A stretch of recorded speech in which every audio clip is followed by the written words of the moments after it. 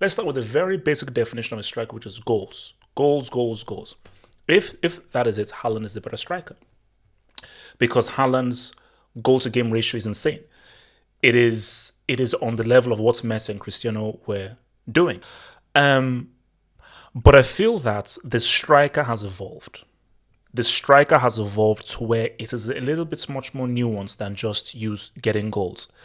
Because I think if we look at both of these players, I used to think that Kane was like Haaland. So before I was like, Kane was the bro. I called him the tree trunk. I called him the human tree trunk because I blah, blah, blah.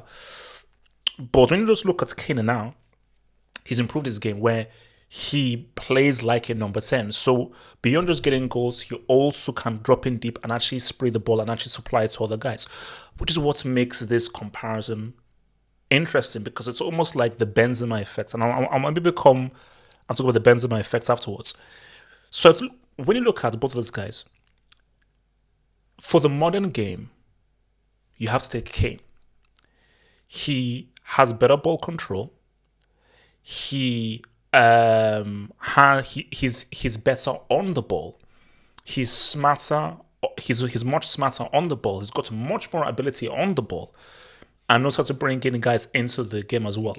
I think when R9 came, R9 changed how we viewed strikers.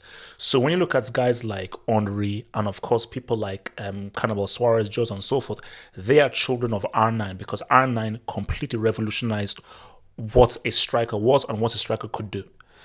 So then when you look at Kane, his big strength is how he represents the modern striker in the best sense of the word. But then you have to now go back to just the goal scoring skill.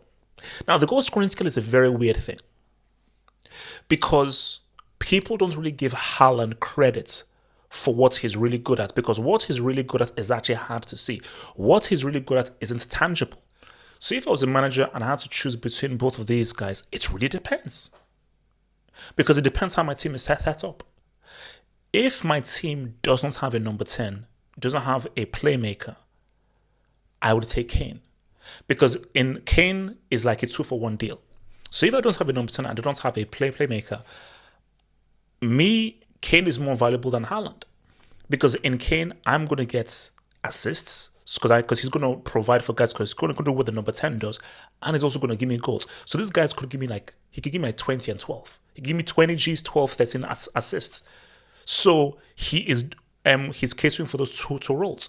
Now, on the flip side, if I have a playmaker, if I have a Messi, if I have a Wesley Sneijder, if I have a Totti, or if I have a Zidane, or if I have a Dino, I don't need a Kane.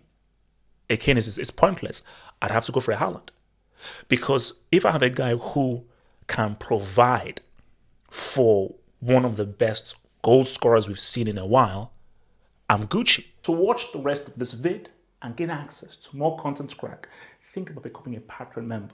Click the link below in the description box or head over to patreon.com/halfhope and gain access to more content crack. Let's ride.